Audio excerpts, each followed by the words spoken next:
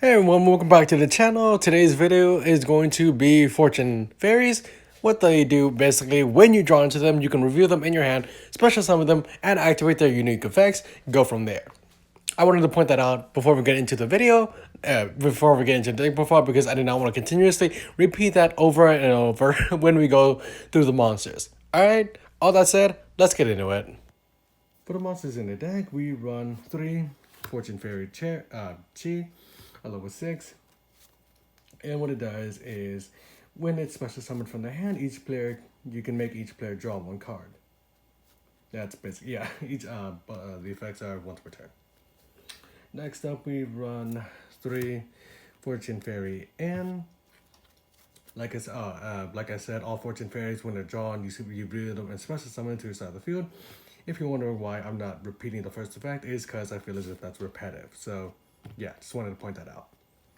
Basically, in your hand, special summon it. You can banish a spellcaster from your deck.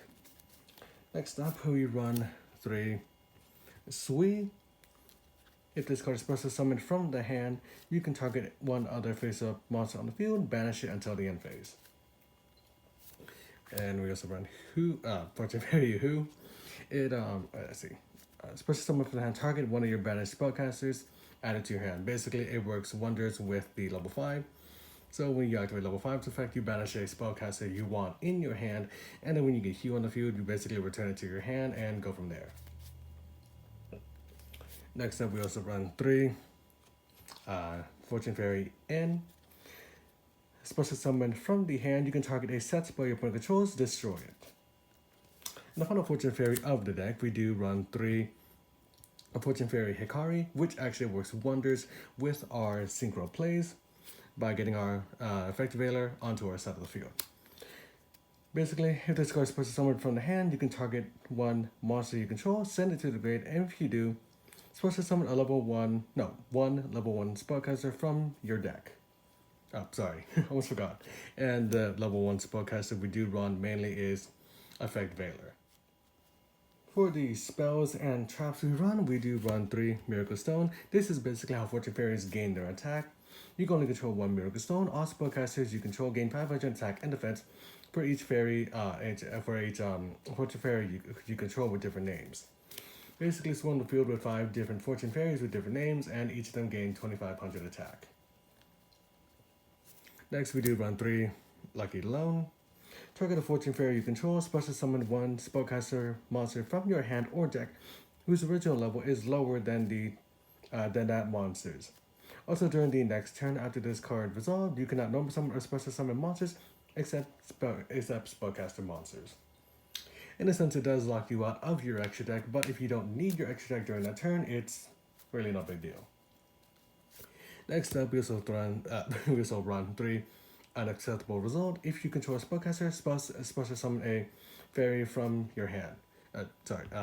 Fortune Fairy from your hand. Like I said, the level 5 banishes spellcaster. Level 3, bring it back to your hand, and you activate Unacceptable Result. Special summon that fairy from your hand to activate its hand effect. Next up, to kind of lock out your opponent, 3 Secret Vigil spellcasters. If you control a spellcaster monster, your opponent cannot activate spells. However, if you control no spellcasters, you cannot activate spells. So it's kind of a double-edged sword, but if you manage to have Fortune Fairies on the field, it's really game for your opponent if they don't run a spellcaster deck. 1 terraforming for the spellcasters field spell. 2 Spellbook of Knowledge. You could always bump it up to 3, but 2 is what fit in the deck.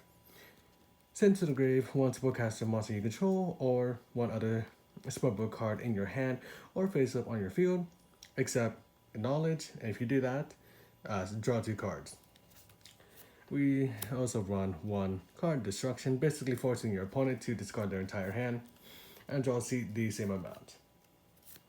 1 reasoning, just to get a free special summon from your deck. Basically, your opponent calls a level if they call it wrong, and you evacuated a monster with a different level. You special summon that monster to your side of the field.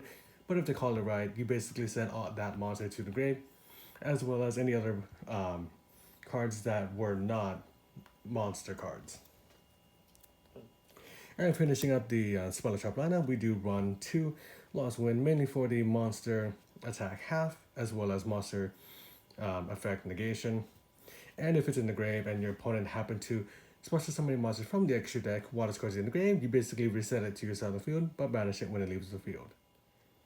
For the extra deck, we run 1 Link Karibo, 1 Underclock Taker for more damage, 1 land for generic links, 1 Decoy Talker for a little bit more power, as well as the generic link materials, 1 Topologic Bomber Dragon for board wiping, 1 Borrow Load Dragon to deal with your opponent's problematic monsters, as well as stealing the opponent's monster, and if anything, linking away. 1 Cyber's Quantum Dragon to when it attacks, return that monster it battles, and it gains an additional attack.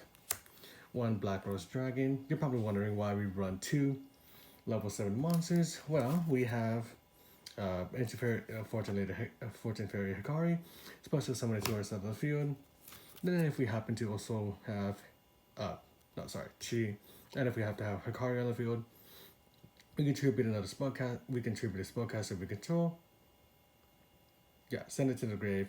And if you do, special summon another spellcaster from our deck to our side of the field. And if you don't get it by now, basically, Chi's a level 6. Effect Village is level 1 tuner, so you basically synchro summon for any level 7. We also do run Sylvan Princess, detach a material, evacuate the top card of your deck. If it's a spell or trap, add it to your hand, and if it isn't, send it to the grave. And the final monster of the extra deck, we run Lyrilisk Reticle Starling. Why? Because detach a material, target a card on the field, it gains 300 attack for each card each material this card has. And if this card all damage you take from battles involving this card, this XC summoned card, is also inflicted to your opponent. So basically, XC summoned, attacking to your opponent's problematic monster, you take damage, but if you survive, you also inflict damage to your opponent, and if they happen to have less life points than the monster that this card battled, you basically win that duel. Alright everyone, that's the end of the video. What do you all think? Did you like it? Did you not like it? Comment what you thought down below. Subscribe if you're new, subscribe if you want, subscribe if you like what I upload, but another subscriber is much appreciated onto the channel. And yeah, that about does it for Fortune Fairies. Like I said, hope you all enjoyed. See you all next time.